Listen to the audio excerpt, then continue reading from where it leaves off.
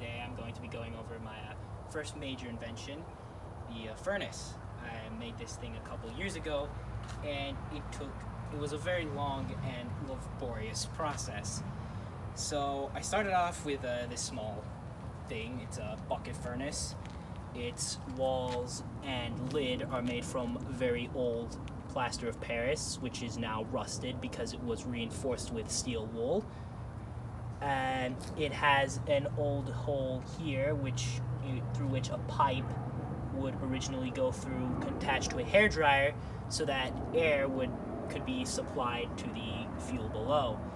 Now, this furnace was originally meant to be coal powered. However, it was a bit too small for what I needed, and because I didn't know about furnaces, I instead decided to just give up. Just kidding.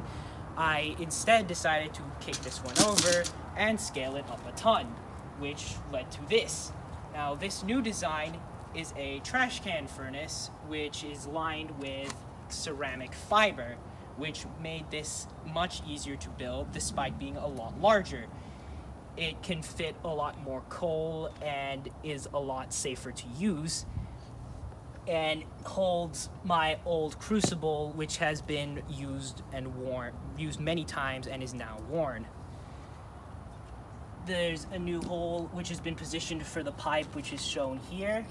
The blow dryer is over there and alongside all the other equipment that I use, because safety first and I don't want to burn my fingers off. And this furnace was actually able to achieve my goal of seeing what happened when you just melted a soda can, or just, well, a lot of soda cans.